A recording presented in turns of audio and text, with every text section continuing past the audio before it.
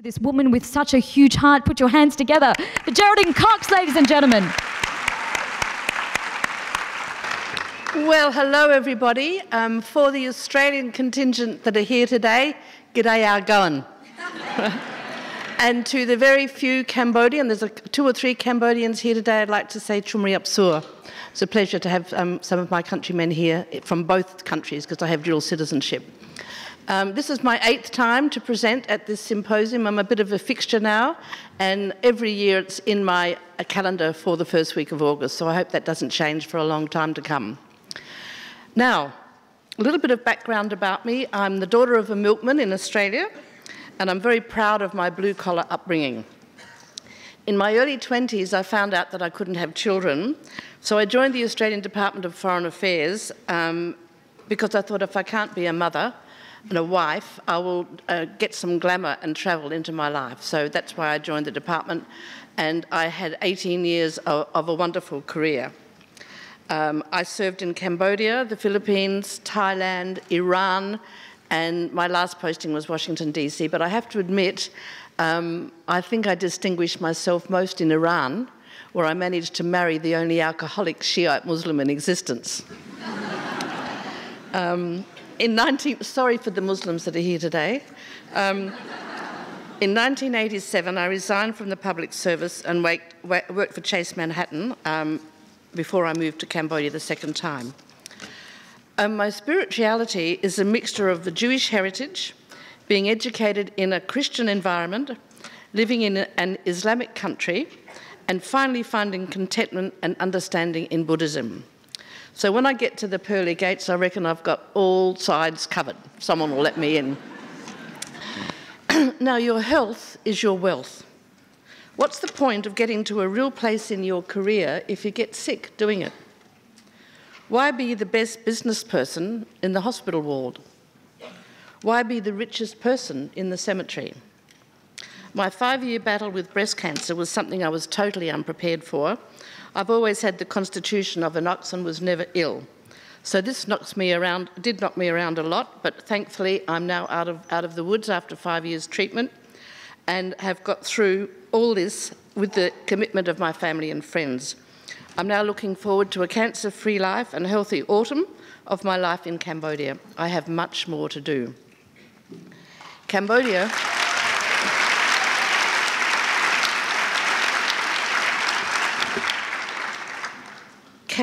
gives me all the mystery I could ever want. Every day I know I will laugh, cry, get angry or frustrated, be amazed, confused, and also thankful. One thing I often say to myself is never delay joy. It comes along so rarely you must never ever not accept it, so never delay joy. And I work hard to live up to this in every way. I say to people who ask me why things are not going well for them, I say everything will be all right in the end. And if it's not, then it's not yet the end. I like that little story. We see on television and through the print media the things that we should have and own, and it's difficult to ignore all of this. For 18 years, I lived a privileged life working in Australian embassies around the world. I had lovely apartments, servants, chauffeur-driven cars to work, a fabulous social life, a fascinating working life, reporting on the politics of the country I was serving in. First-class travel, working for ambassadors and diplomats and defence attachés was highly stimulated, and I lived to the fullest and then some. In 1987, I resigned from the public service, being a little jaded with the life in the political world of Washington, D.C., and went to Sydney to work for Chase, where I was bored rigid. In Foreign Affairs, I got to see the stories that weren't yet in Time or Newsweek. I got them about 2 days before. And now I was subjected to having to buy Time and Newsweek when the stories in my mind were already a week old. And this boredom reflected in my work, and I got fired 3 weeks before my 50th birthday. When I lived and worked in Sydney, I never gave to any charity of any kind. Everything was for me and only me, but that was my past life. I was no longer involved in all the things in the country I was posted in, and I found life in the corporate world very empty. In 1995, my life took a 90-degree turn when I was unemployed, and I went back to Cambodia to work for Prince Norodom Ranariddh, who is the son of King Sihanouk. I worked in his small cabinet office as he was then the first Prime Minister after the UN elections. As fate would have it, during the 70s, he was my landlord of my embassy apartment in Phnom Penh. And I used to go to his house on a Sunday to pay the rent and tell him the toilet's broken down, can you fix it? So although we weren't close friends, we had a history and a few laughs. We became friends. What a coincidence. Einstein said that coincidences are God's way of remaining anonymous. In the cabinet, I answered his English correspondence, wrote some speeches for him and completed their security and protocol manuals. On the weekends, I spent time at his wife's orphanage, being with the children that were destined to become my life. Tonight I'll share with you some of the things I value in my life as wealth and abundance. Many of these notions of wealth and abundance will resonate with many of you who are Australian in particular. Having the unconditional love of a child, never having experienced hunger, being born in a country that has never had a war fought on its territory or been occupied by a foreign power, being able to criticise politicians privately and publicly without fear of arrest or assassination, knowing that firemen will arrive to fight a fire in your house without having to pay them cash first, being born in a country that has a reliable, experienced and trained ambulance staff. Most of the ambulances in Cambodia moonlight and drive beer around to hotels and restaurants in the day, so you're lucky to find one if you have a car accident. Not having to pay a bribe if taken to an emergency hospital ward. Knowing I will have power every time I flick the switch. Being able to enjoy a hot bath and not having to wash in a polluted river. Being able to drink tap water without fear of infection or even death. Being in a country with a public transportation service to get wherever I want to go. Cambodia doesn't have a public transportation service. Seeing abandoned, emotionally and physically damaged children grow up to be balanced adults with university degrees, jobs and families of their own. This is so rewarding for me. Knowing I have loyal, loving friends and family, having had a safe and loving childhood, being born in a country where the right to education is the norm, being in a country that has a vigorous human rights program, where we have a social welfare program for those in need, not being confused by religion, religious conviction, or the lack of it. Knowing that our political elections are free and fair and not plagued with corruption. Surviving breast cancer. Being able to travel knowing I'm raising money for Sunrise at the same time. Enjoying the creative pleasure of writing my books. Knowing that I'm fulfilling my destiny. Waking up in the morning and loving everything that I have to do that day. It's so important in your life to love what you do. And eventually realising that stuff does not make you happy. Our lives are determined first by the country we were born in. If you're born in the West, your life is going to be pretty much okay.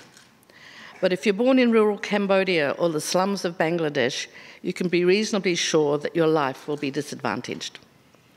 Cambodia, it is a very, very different world. And to remind you of why everything is in tatters, let me give you a small thumbnail sketch of its history. Before 1902, the country was a French protectorate, and Cambodia was an almost unknown, peaceful, rice-growing rural paradise. Under French administration, the people had the power over their day-to-day lives until King Sihanouk negotiated independence in the mid-50s. It was to be a new beginning, but Cambodians had little time to make a success of nationhood. The French had installed a perfectly good system of education based on the French system, which basically fell apart with the start of the Vietnam War in 1970. Not many people know this, but more bombs were dropped in Cambodia than in Japan during World War II, mostly under the rural carpet bombing inspired by the Nixon-Kissinger doctrine. More than 1 million innocent rural people were killed. That's on top of the 2 million that suffered. From 1970 to the early 90s, the education system was in complete shambles. The next step backwards in Cambodia's tragic history was in 1975, when the Khmer Rouge, under the infamous leadership of Pol Pot, took over the country with disastrous impact on almost every aspect of Cambodian society. In just 4 years, from 75 to 79, anyone who had attended a school over the age of 7 or wore glasses were put to death just because they were educated. Teachers, doctors, architects, engineers, lawyers, journalists, artists, public servants, everyone they could find that were pillars of society or who worked as a professional were assassinated or put in labour camps where they died of starvation. All money was burnt. The family unit was destroyed, with husbands, wives and children being separated and put to work in labour camps and unable to see each other. Pagodas were burnt. Monks were murdered. Religion was abolished. Libraries, all books, and even the register of births, deaths and marriages were burnt. There are still no records of this in Cambodia.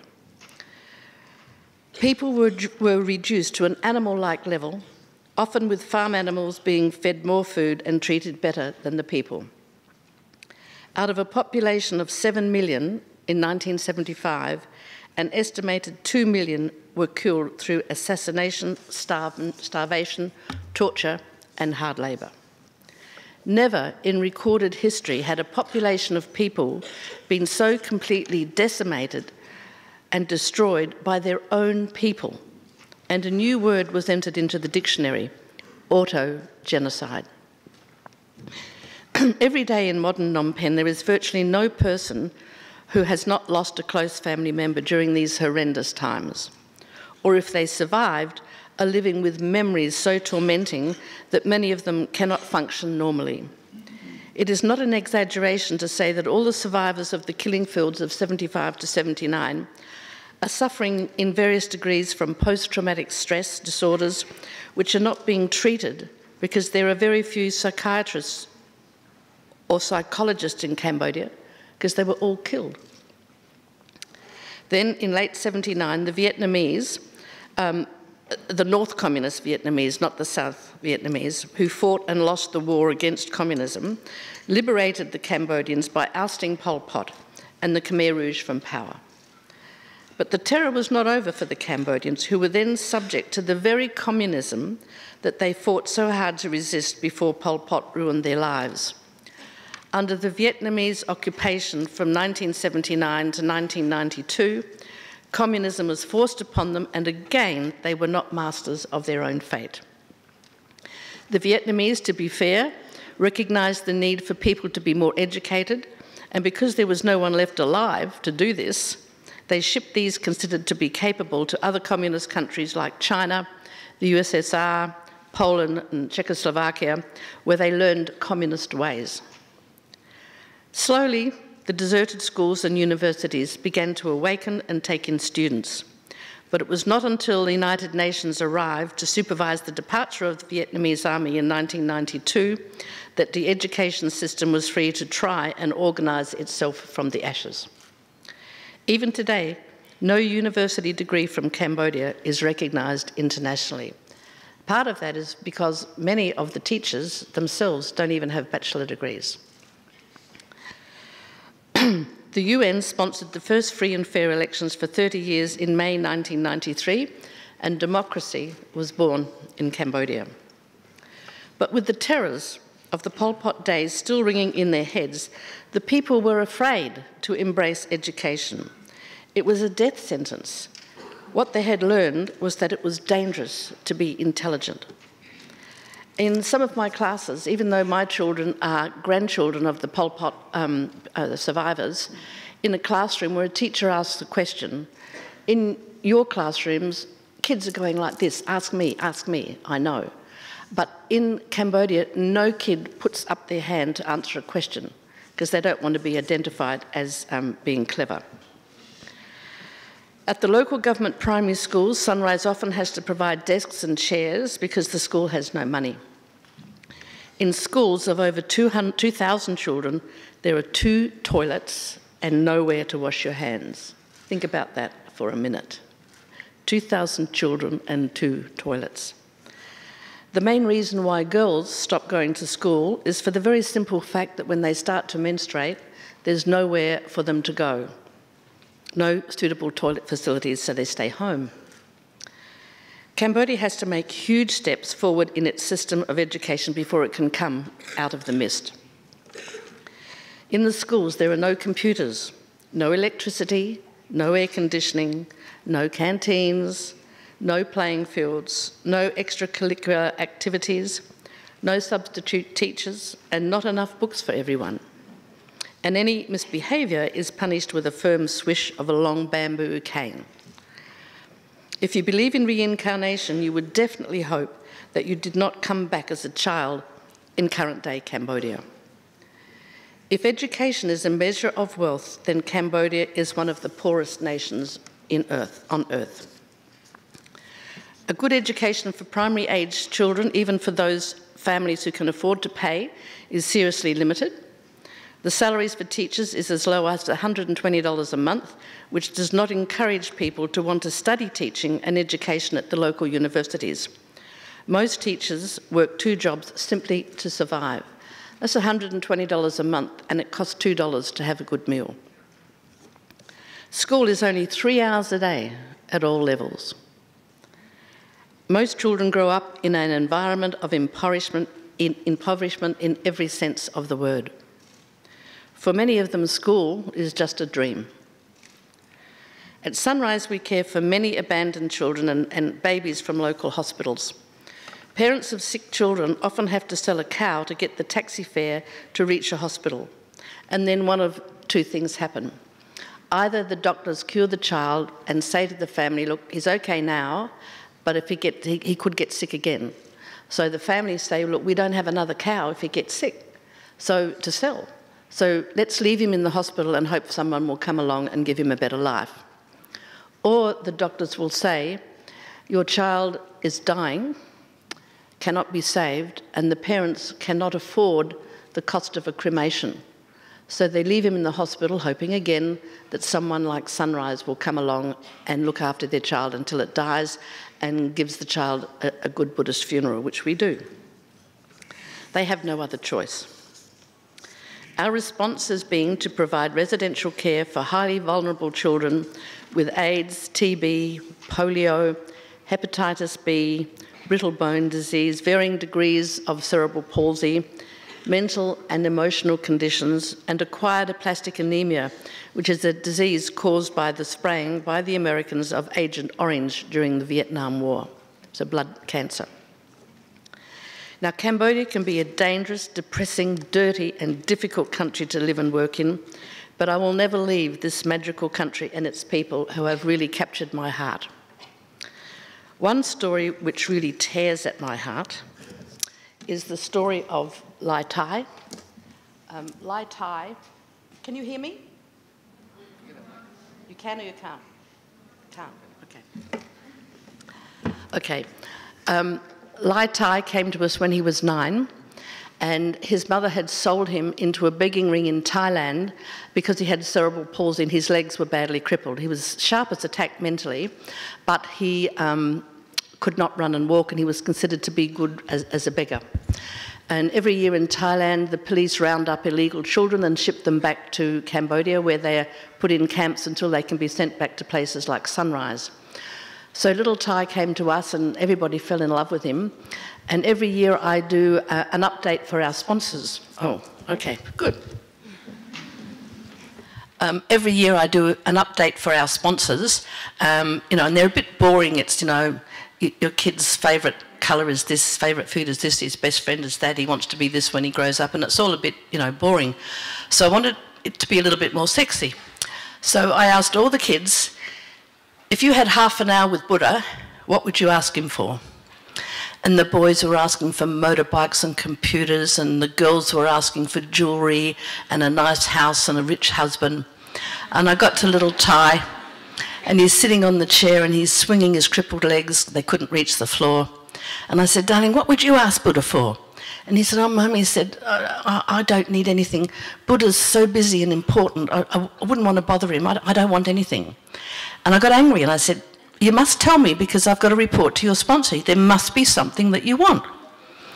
And Lai Tai looked up the sky and then he looked back at me. And he said, Mum, all I would ask Buddha is for me to be a really good person in this life. Because in my last life, I must have been very bad to have a mother that didn't keep me and to not be able to run like other children. So if I'm a good person in this life, maybe in my next life, I'll have a mother who loves and keeps me and I can run like other children. These are the children that are in my life. Then there's the story of Samnang. He came to us when he was 9. He witnessed his mother stab his father to death 18 times. Dad's dead, Mum's in jail for life. He gets given to his abusive maternal grandmother, who doesn't feed him or send him to school. So he runs away to the forest. And after some time, the monks who were collecting firewood found Samnang in the forest, eating frogs and worms and leaves off the trees and berries like a wolf boy. So they took him back to the pagoda, cleaned him up, gave him a bed and food, and in payment to the monks for taking care of him, his job was to take care of the pagoda generator and to keep it full of fuel. He was only 7, no, he would have been about 8, and he forgot. And after some time, the generator blew up beyond repair. And the pagodas spat the dummy and then brought him to me because he was just too difficult to look after.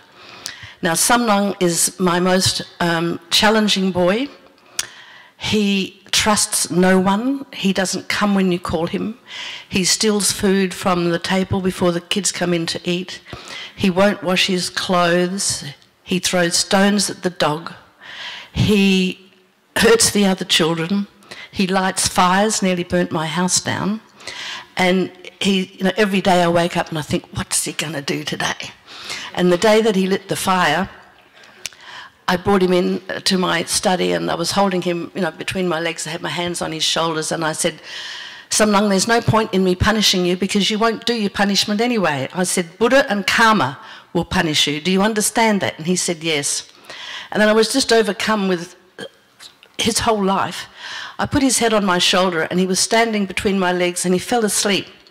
And I just stroked his head like a mother does to her child before they sleep. And he fell asleep in seconds. And I thought, this is the first time anybody's ever done that to Samnang. I don't know really what's going to become of him because there is no place to send him. If I reject him from the centre, he'll be on the streets and he'll be dead in a year. So please hope that I can find something to give Samnang hope and to make him trust people for the rest of his life. Then there's another little girl brought to us when she was 9, and her mother said to us, look, I can feed her, I can send her to school, I can clothe her, but I can't protect her.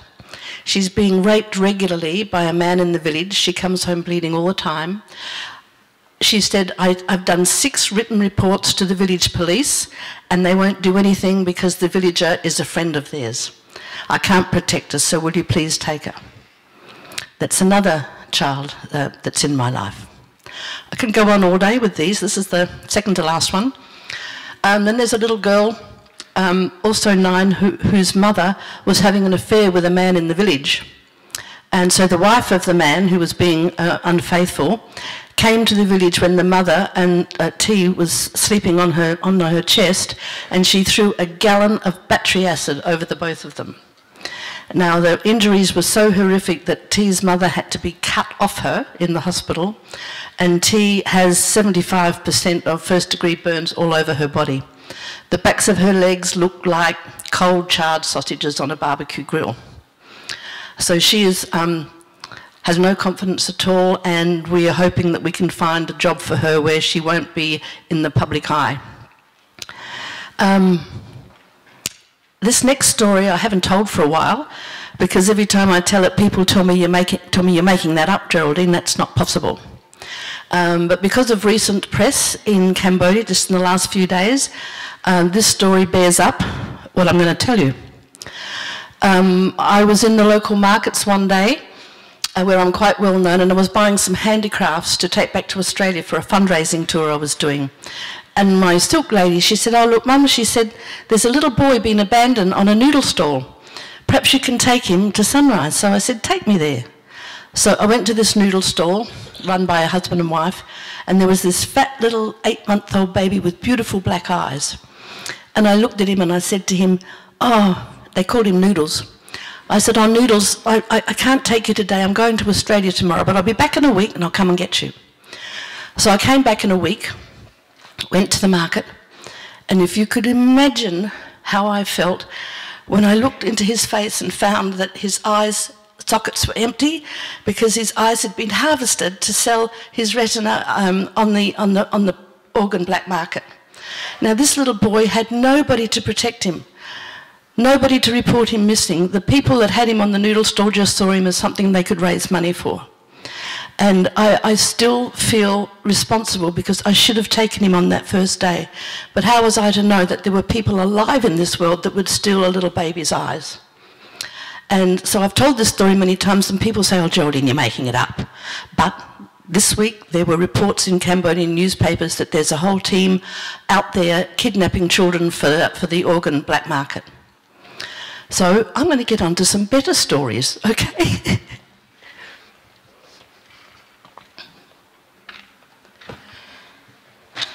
Over the years, I've been fortunate to secure scholarships for some students to study in Australia who have now returned to Cambodia, highly qualified with degrees in nursing, media, communications, hotel management, and hospitality, who are now working in Phnom Penh for good salaries. And in Cambodia, we have young people like you studying law, medicine, civil engineering, agriculture, hospitality, social welfare, management, banking and tourism. Now these children who have been brought up in Sunrise studying these subjects are going to be part of the generation who's going to move forward and bring Cambodia into a much better standing in the international community. And I'm so proud that Sunrise is turning these children out to be these kinds of people in their country. We have students on university agricultural scholarships in Israel and China, and one of our boys recently was selected out of hundreds to be the Cambodian government representative to the United Nations Workshop on the Environment in Bangkok a few months ago.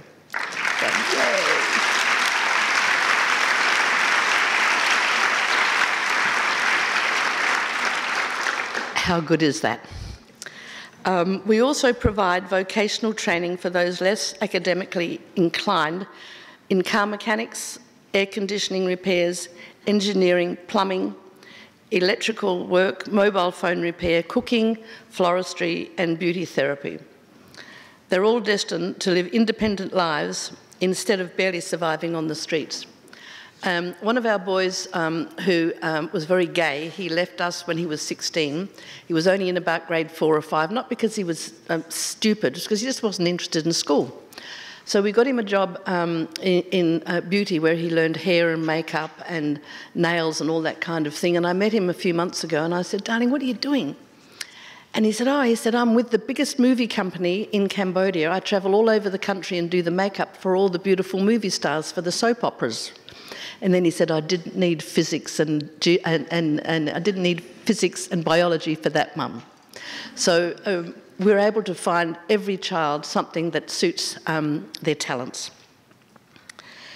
Cambodians are now accessing the internet, and the older children often talk to me about what they see and hear, and it's an uphill job for me assuring them and reassuring them of a good future when they're constantly being reminded on the international news and on Google about man-made mayhem, murder, misery, violence, sexual deviance, crime, drugs, disease, terrorism, war, economic crises, political disturbance, torture, corruption, cruelty, religious intolerance, racism, homophobia, and Mother Nature's way of saying she's unhappy with famine, global warming, earthquakes, tsunamis, typhoons, floods, and fires.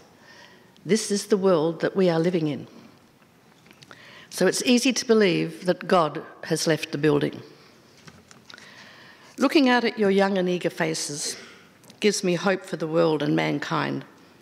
And if I have any message for you, it is to find your passion and your joy in life and embrace it. Living without your passion is like being half alive. But you don't have to run off to the jungles of Cambodia to find your purpose in life.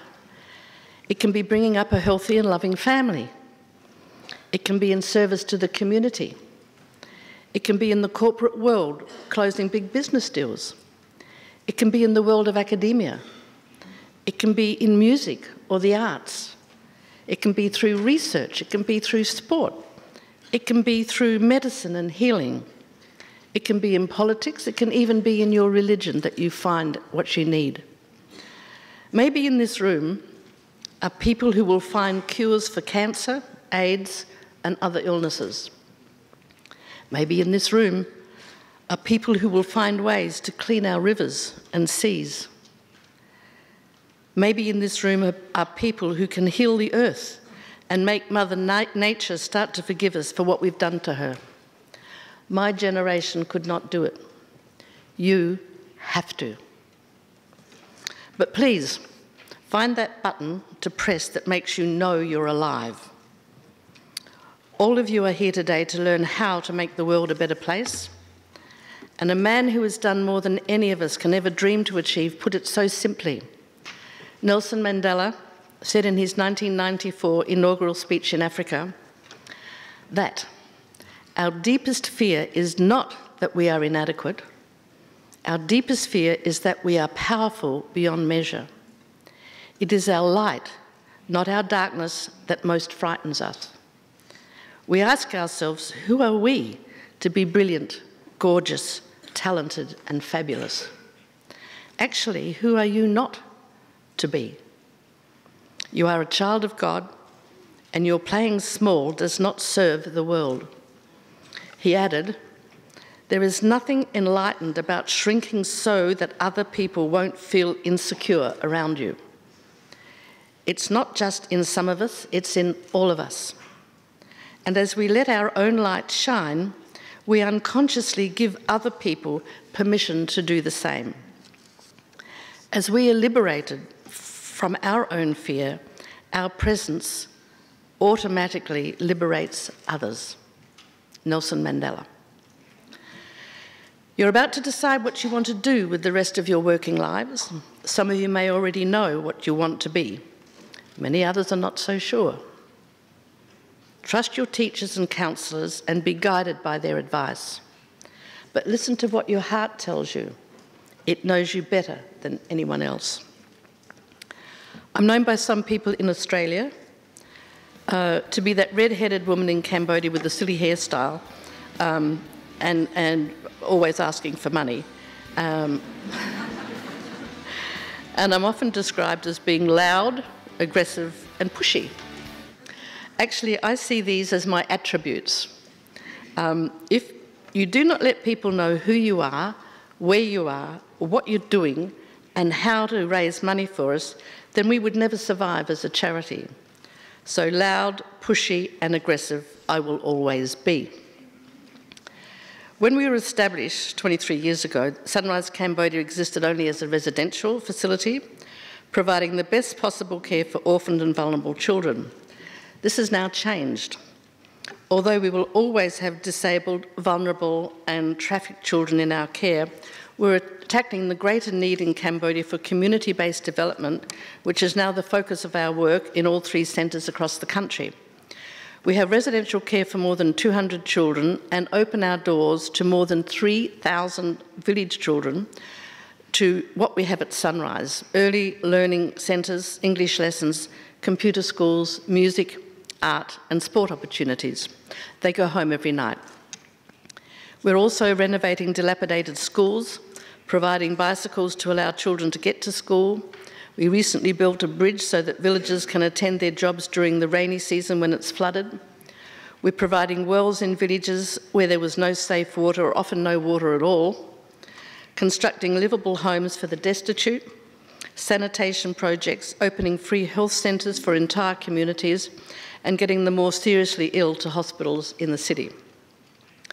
In June this year, we opened a school, bathroom and laundry facilities for children who eke out a living with their parents as scavengers on a local rubbish dump so that they can at least have some education and keep themselves clean. The transformation of the communities we are supporting has been enormous and something we're enormously proud of. As a result of last year's symposium, I managed to capture the imagination of a group of students from the School of Chemical and Biomedical Engineering in Nanyang Technological University in Singapore. And under their Transcend Across Borders project, they came for 2 weeks, designed and constructed 2 hydroponic farm systems. Their vision and our vision is to have this project attract financial support and a commercial enterprise to support us and raise much needed funds to continue to thrive. And I'm very grateful for their support and commitment to us. We continue to have many other projects requiring funding in the areas of infrastructure, health and education. So if any of you or your universities might be interested in assisting us raise additional funding, please come and talk to me while I'm here. I'm easy to contact. Our vision is to break the poverty cycle and transform lives. We are doing just that. Our core business is education. Cambodia is supporting UNICEF in its worldwide program to reintegrate children back into their families and communities if it's considered safe to do so. We continue to pay for their education, visit regularly and provide crisis care when required, and we also enrol their parents and extended family members into vocational training programs and offer microloans to help them establish a business and improve their income, thereby raising the living standard for the entire family. In some cases, we repair houses and provide adequate sanitation. This year, we have reintegrated over 60 children, and it will be an ongoing project aimed at bringing children and what is left of their families closer together. Doesn't matter how wonderful Sunrise is, nothing beats living with mum and dad. Everything in life is about change, and family reunification is no exception.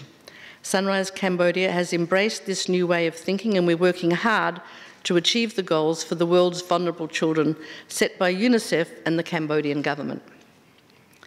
One of the most rewarding and exciting things I have ever done in my life was to get out of my comfort zone.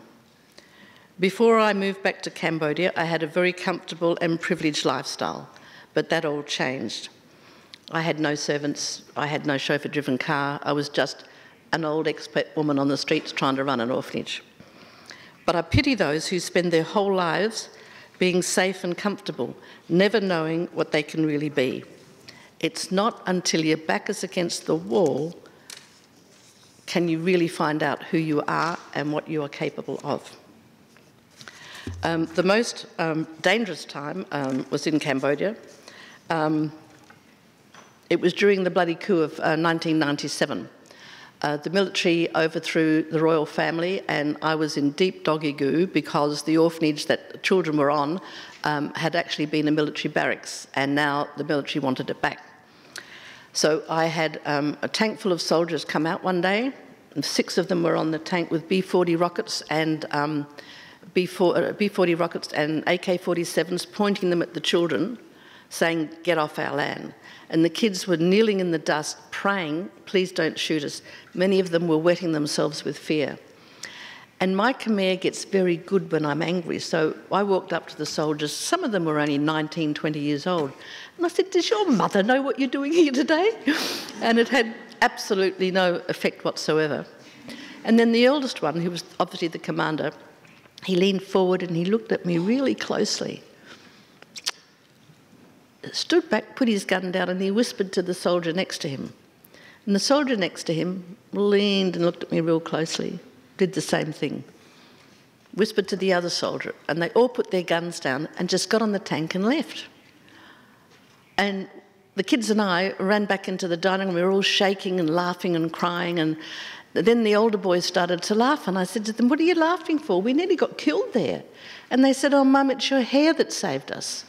And I said, "How come?" And Cambodian people are delightfully childish and naive. They believe in ghosts, spirits, goblins, witches, the whole schmeal, okay? And the boys told us there's a very, very famous witch in Cambodia that wives go to when their husbands are unfaithful. And this witch punishes the husbands by turning their penises to the size of a pea. And she's got bright red hair. And the boys reckon there's nobody in Cambodia with hair my colour, nobody. And they reckon that the soldiers thought, she might be this witch, we better not take any chances. So I never, ever run out of my hair dye. I'm actually as white as the paper I'm reading from. But I can't be without my red hair. It's my signature. When I first took a group of vulnerable war orphans into my care, I had a crude idea of how the children could attain the kind of personal wealth that I hold so dear. I gave them education, opportunity, infrastructure and security, but most of all I gave them love. I gave them a roof to sleep under, I put them in school, I took them to the doctors when they were sick, I protected them and cared for them, and filled them with love and respect for the belief that they could be whoever they wanted to be. I've been called many things, a humanitarian, a hero, a witch, that pushy red-haired woman who always asked you for money.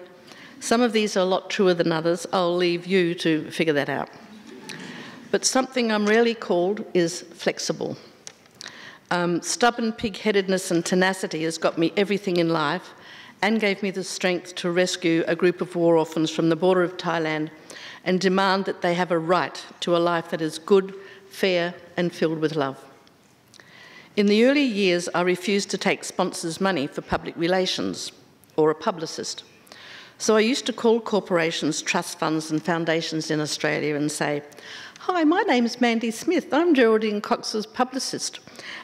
We know you have a conference every year and she'd be a wonderful keynote speaker. She's fabulous. So please call me if you're interested in inviting her to be your keynote speaker." And then I go back to Cambodia, switch my phone on, every now and then I get a call from, I don't know, the Association of Architects, and they'd say, "Can we speak to Mandy Smith?" And I say, "I'm sorry, Mandy Smith's at lunch. It's Geraldine here. Can I help you?" And I often get gigs that way. And what I love about Mandy is that she's always there. She does what she's told and she doesn't cost me any money. One girl, I have to share her success with you. Her name is Wow, spelt W-A-E-W, pronounced Wow. She was badly disfigured by an acid attack and had lost an eye and an ear and had gruesome facial and other body scars. Her mother sold her into a begging ring in Pattaya in Thailand when she was around 8, where her life was hell on earth. She was eventually rescued by the International Office of Migration and ended up at Sunrise. She had been arrested as an alien in Thailand, put into prison for illegally being in the country, and I don't want to begin to tell you what happened to her there. When she came to us at the age of 10, she'd forgotten how to speak Khmer and was very dysfunctional. I knew that I couldn't send her to the local school because the children would have given her a hard time because of her disfigurement. So I found a private tutor, and very soon we found out what a clever little girl this was. Her intelligence just shined like her one perfect eye.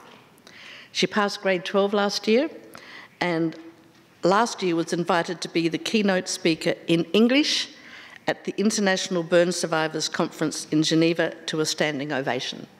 Nothing is going to stop this girl.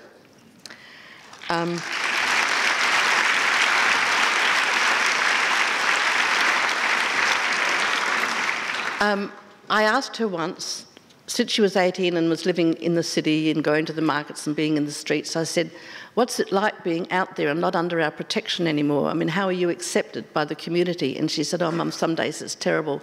People nudge each other and point at me and call me ugly and a ghost and a monster. And I said, how do you deal with that? And she said, I just stand up very straight and I say to them, what I look like is not who I am. Don't you just love her, you know?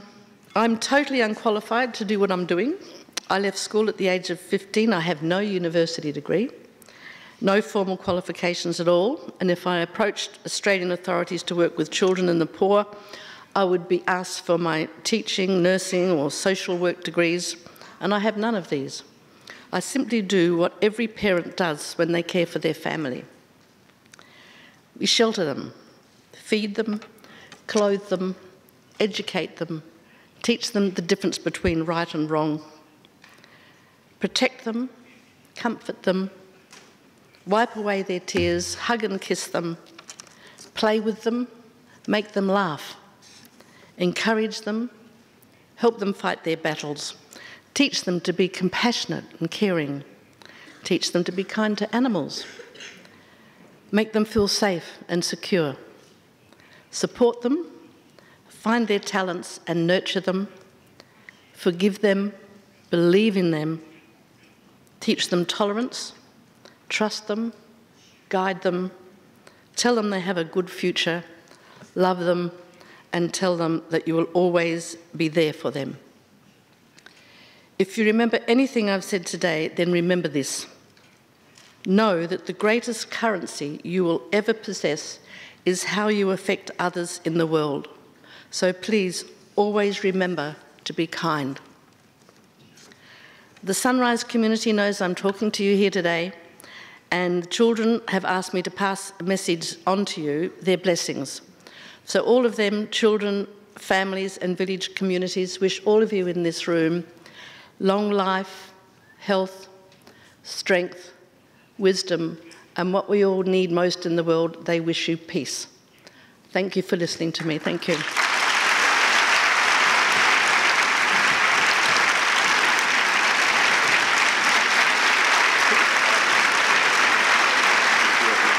Thank you, Geraldine. Hi, my name is Banele Lukele, and I'm from South Africa.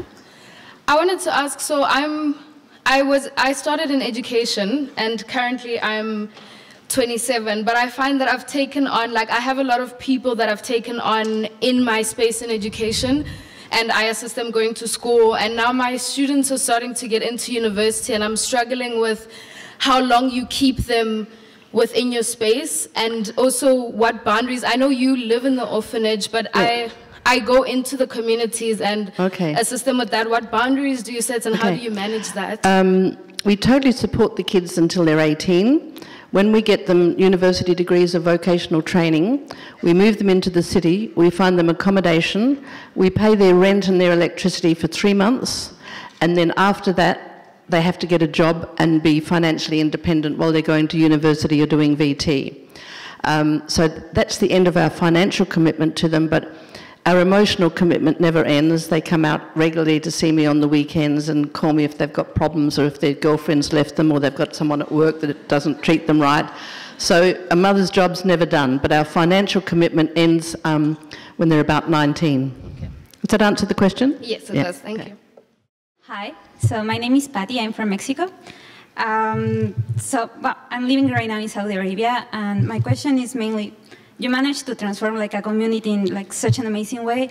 Right now, I'm with another 2 friends having this non-profit organization to send kids to school in Madagascar. We're having right now 20 kids, ensuring education till 18 also.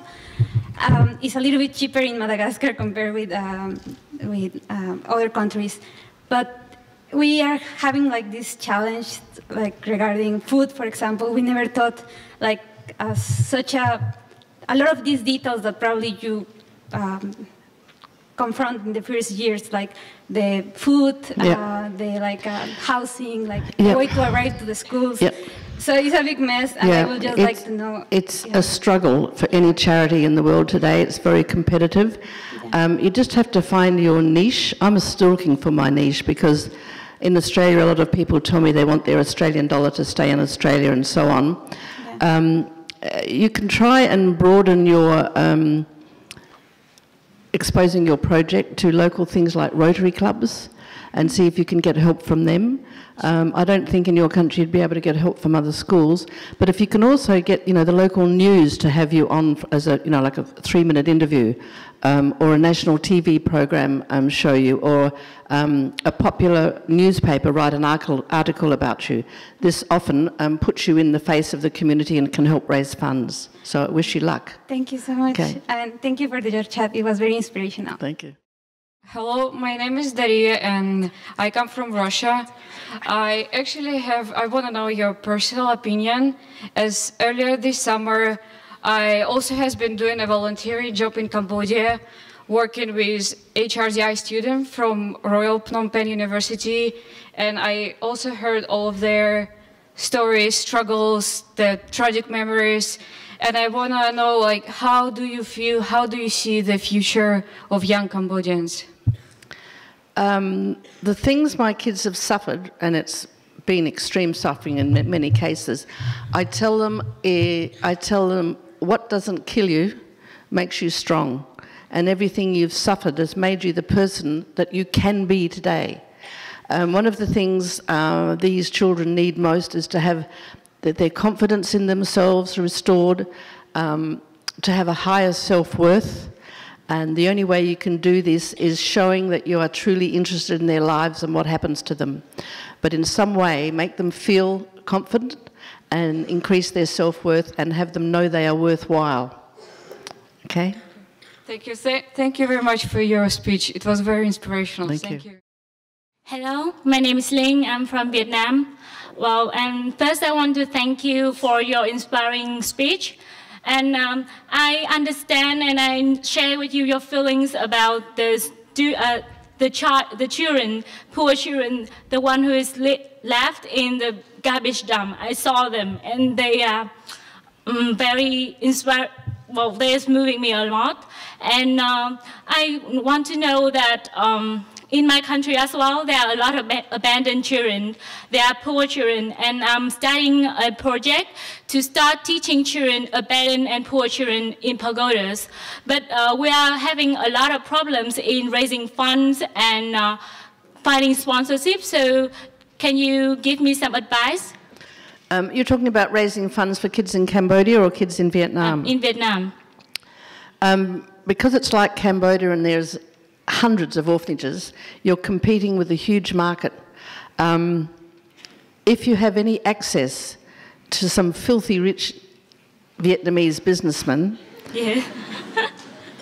Go to their offices, don't make an appointment because you won't get in, and just sit there until they see you. If you don't get in, find out where they live.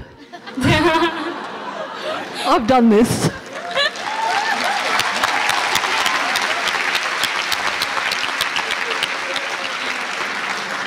Take some of your most beautiful children and sit in front of their gate. Okay? Yes. Sometimes they might send a servant out with, you know, a couple of bags of rice or something, but at least puts it in their mind that they've got to help.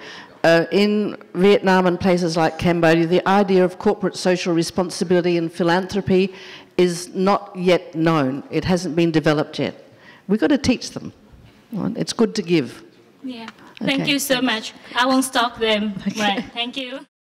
My name's Joanne and I'm from Hong Kong. So 2 months ago I went to a village in Phnom Penh and I did a research project on the healthcare of the elderly. And an interesting thing I found out was that the elderly were not taking medication because they do not want to. So for 1 week they would be taking medication and the next week they would not because they do not have enough money.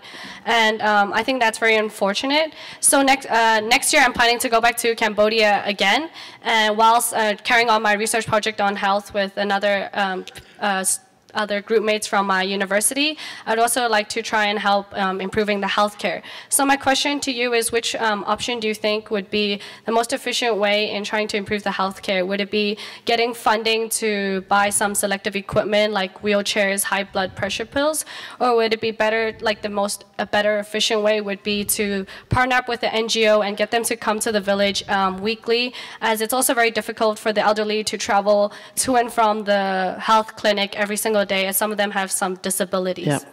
Yeah. In Cambodia, there are free services that provide wheelchairs.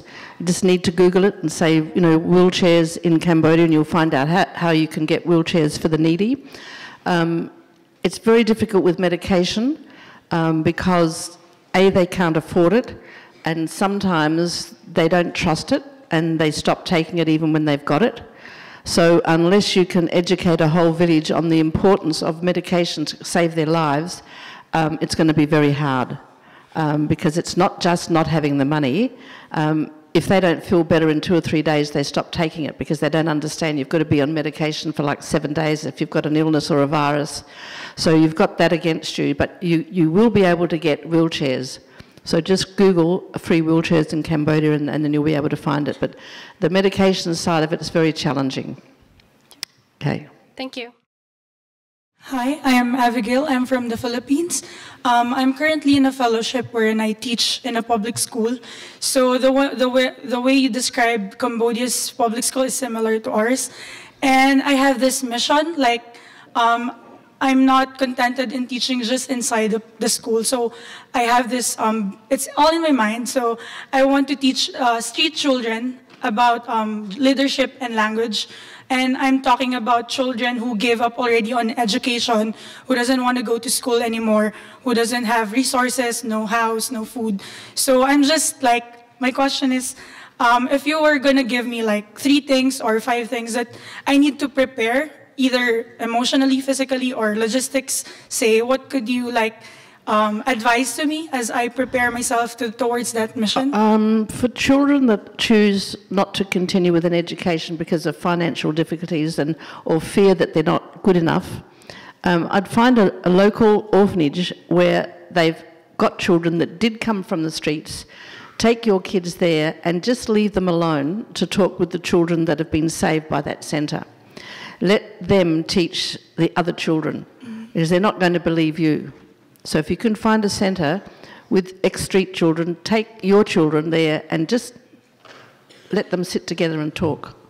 That's what I would do if I was in your place. Okay. Just a follow-up question. How about, say it's like kids who still have parents, but they're just... The parents don't want the kids to be educated because they want the kids to beg and earn a living for them now. So it's not a matter of the children not wanting to do it, it's the parents want them to be on the streets raising money for them. So I'm sorry you're up against a brick wall there. The parents that need educating. Okay, thank you. G'day, I'm Cordell from Australia. G'day. All of us, I'm certain, were very moved by your speech, and I'm just wondering, because there's quite a lot of us education students here, how can we, say, volunteer or come and help you guys at Sunrise in Cambodia? The problem with education is that the Cambodian curriculum is set, and even the style of English that's taught, they give exams in at the end of the year, has to be the local curriculum. So if you come up with another curriculum, it's going to confuse them and then they won't be able to pass the exams under the government curriculum. So unfortunately that won't work, but there's nothing to stop you among your group raising money to pay for our education. If you contact me, I can tell you what our education cost, the teachers' salaries, the school books, the school bags, the T-shirts, the shoes that the children have to come to school. So if you want to help our education program, contact me. I'll tell you how much it costs to educate a child for a year. It's around $500 a year to educate a child. So if you could go among your group and say, okay, how many children can we support at Sunrise? It costs $500 a year. That's how you can help us. Awesome, thank you. Thank you. Thank you. Hello, my name is Priscilla and I'm from South Africa.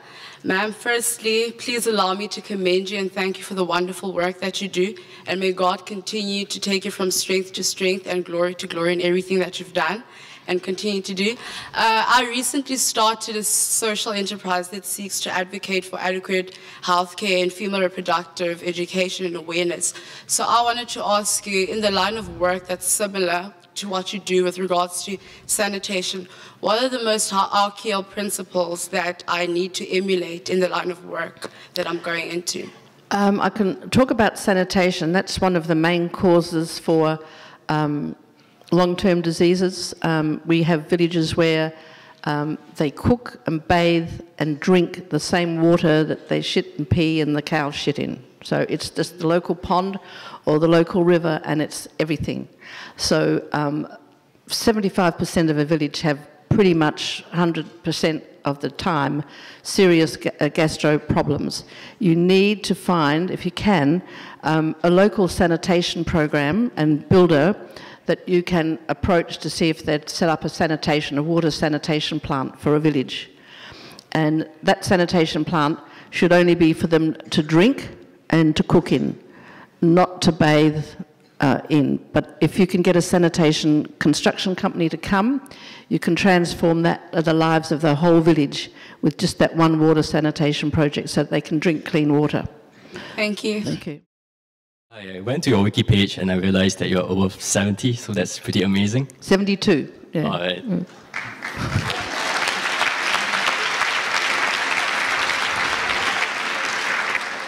So my question is, given that there are millions of kids suffering, how do you decide who to save? You got me there. The ones who's, like, one of the things I say to myself every day in Cambodia when I see street kids and I see sick kids, I just want to open the back of my car and say, get in. And I can't, because very often these children have parents who send them out to beg or don't take care of them, but they have parents. So I can't do that. And every day I say to myself, Geraldine, do not waste your precious time and energy worrying about the things you cannot change. The kids whose fate it is that get brought to our gate, they are the ones you turn yourself inside out for. You can't save all the children of Cambodia. You can only save the ones that are presented to you.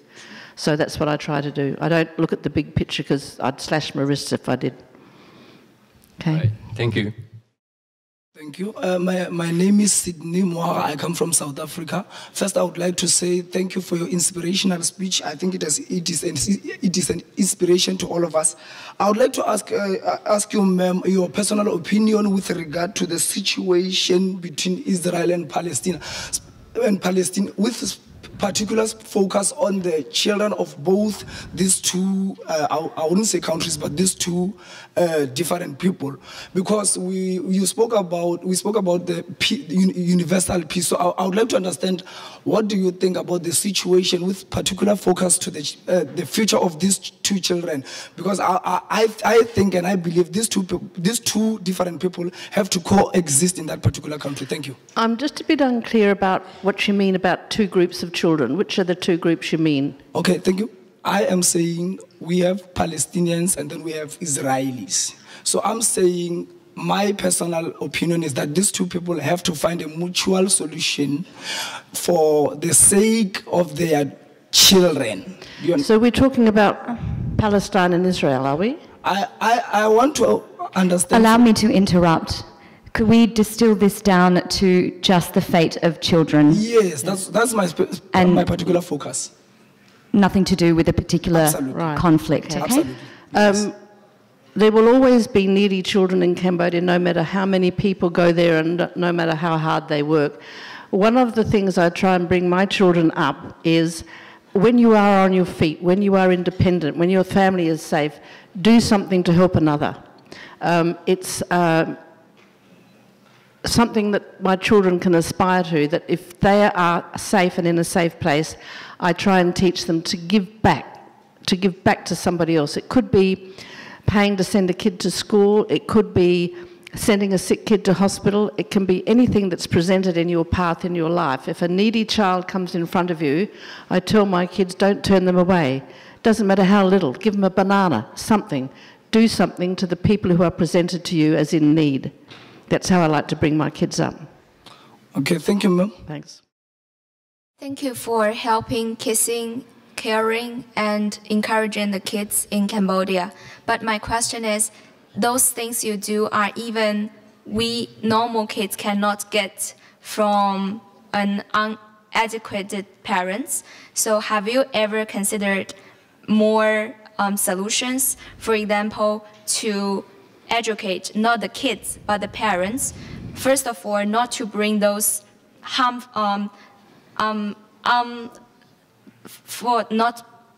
bring those kids to the world so as to harm them and let go of them. Secondly, to tell more people with more power or money so that we can make positive impact to more children. Thank you. The problem is in Cambodia, the people who have power and money don't help anybody. One of the things we do try to do is, most of my children have been abandoned. They're not orphans, but they've been abandoned and we don't know where their parents are. But in lots of cases, we do know where their parents are, and often they've given them up just because of poverty. So what we do with our social workers, we go back to that mum and dad and we say, okay, would you like to have your kids back? We'll repair your house. We'll give you vocational training to be productive and have a space in the market, or how to repair a tuk-tuk. We'll help you with rice. In these ways, we can reunite children with their real families, but we can only do that with parents that want them back. But again, the powerful and the rich, like everywhere else in the world, don't give a damn about kids like ours. Sorry for a follow-up question. What about to tell the parents if they cannot pay the money to raise the children, cannot they just to give birth to the children? We can't give just money to these families because, you know, for all we know, the husband could be an alcoholic and he drinks it. We can't stop them from having children because a lot of them don't believe in birth control. So educating the parents is something that is pretty much very difficult to do. Have I answered your question? Yeah, thank you. Yeah. Hi, my name is Sarah. I come from Thailand, and I was actually raised in an orphanage myself, and I wanted to ask how can I help the rest of the kids at my orphanage, because within my foundation, it's corrupted and there was no love, and a lot of kids were kicked out. One of them got pregnant, one of them is a lady boy, one of them, he was not smart, and so he was kicked out. And within 3 years, the fund will run out. And so I'm one of the oldest kids there, so I wanted to ask, how can I help the rest of the kids? Is it a government orphanage?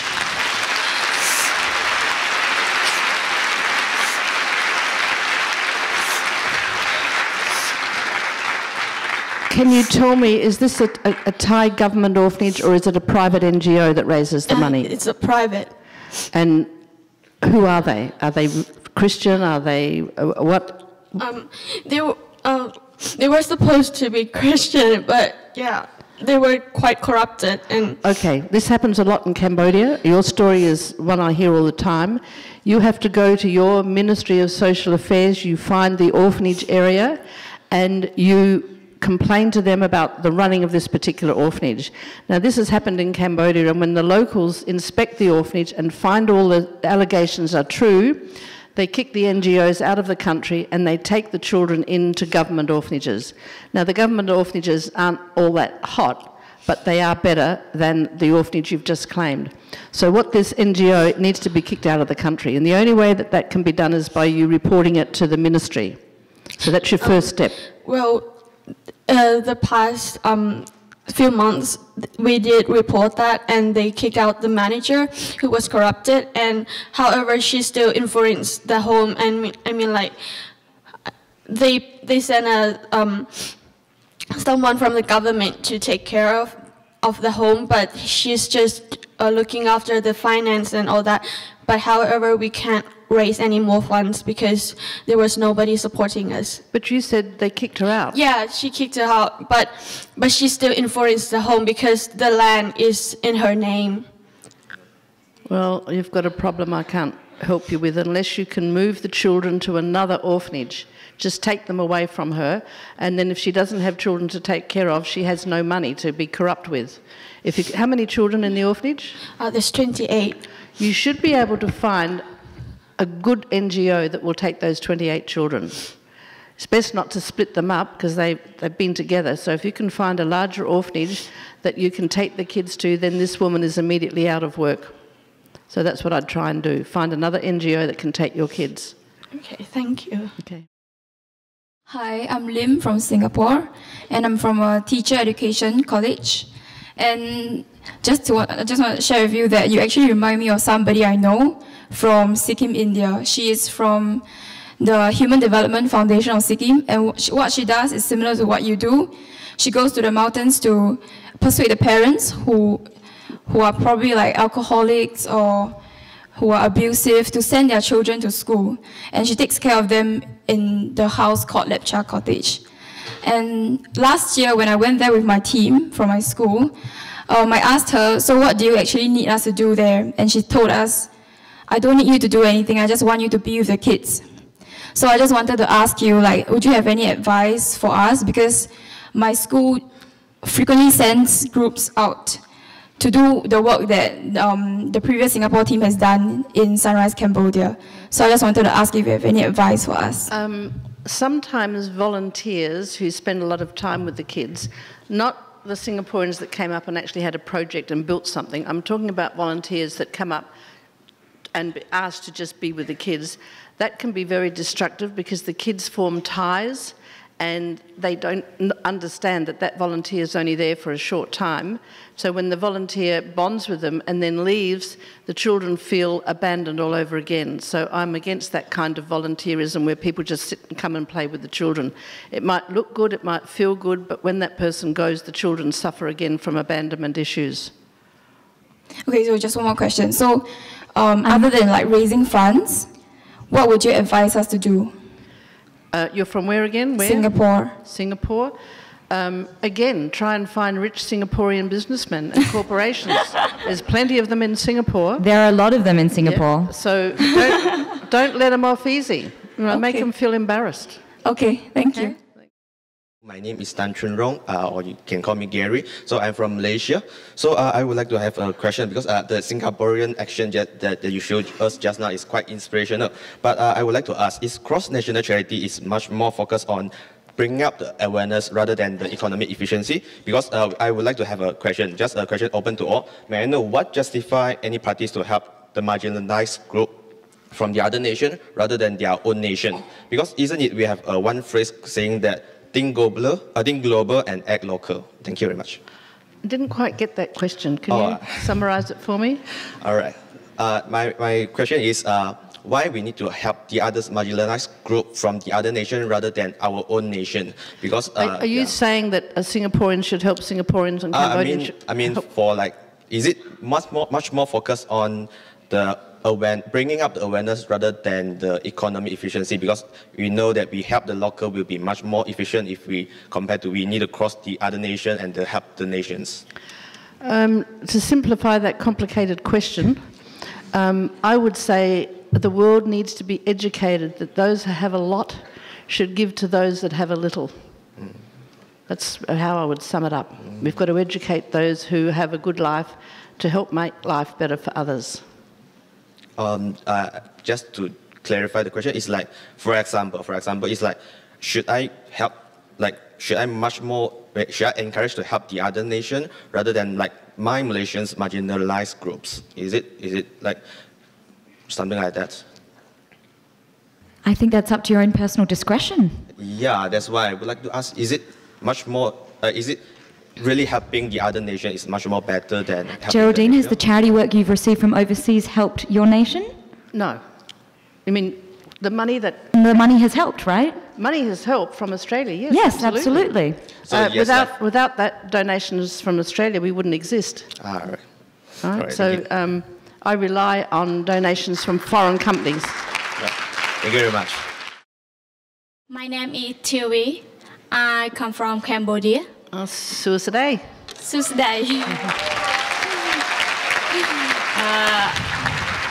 At first, I want to say thank you so much for your help to our children and our people in Cambodia. And I have a question to ask you about do your organization working with the opinions? And how do you choose the children to support? The children are sent to us from the Ministry of Social Affairs because they need to verify that the stories they are told are true, because a lot of families who have the ability to care for their children just want to give them to Sunrise so they can get computer lessons and free English lessons and so on. So children that come to us have to be processed through the Ministry of Social Welfare so that we know we've only got kids in need, not just kids from wealthy families that don't care about them. So it has to come through the government. Yes, because we hear about your work with the children many years. So this is my question. That's all. Thank you. Thank you. Hi, I'm Sarah. I'm from California, but I'm currently living in Saudi Arabia. I just had a couple burning questions. You're obviously here right now, and I wanted to know who's taking care of the kids. Like, how many people do you have working at the orphanage, and how many kids do you currently support? Okay, we've got over 200 kids who are fully residential in 3 centres, and we've got 3,000 children that come to us from local villages that come just during the day for education, sport, music and art. They go home every night. Over those 3 centres I have 150 staff, and that's covering management, and then we have people that are really valuable, like cooks and house parents, security guards, drivers, groundsmen, teachers in English, computers, art, all that kind of thing. So whether I'm travelling or whether I'm home, I don't basically have a lot to do with the actual running of the place, because I've got this management team and this wonderful support of employees that are actually my family, not just my staff. So the place runs whether I'm there or not, but it takes 150 of them to do that. That's amazing. That's way bigger than I thought it was. Pardon? That's amazing. That's way bigger than I thought it was. Yeah. That's great. Well, see, it's not just the children, it's all these community programs I spoke about. The wells, the bikes, the bridges, the building the houses, the sending the people to hospital. It's not just caring for those children. Big community projects. Well, thank you. Thanks. This conference every year means a lot to me. I know that there are people in this room who are going to make a huge difference in the world. You're going to be leaders, you're going to make changes, and I hope that one day when you have done all these things, you'll say, that old red-headed lady was right. I did do this. So you go out there and do what I want you to do. Solve all the problems we've got with the environment. That's the biggest thing that you can possibly do. Get positions in your government that you know you can be effective in and can stop corruption. But the biggest thing you can help in this world is, at the moment, the environment. Thank you.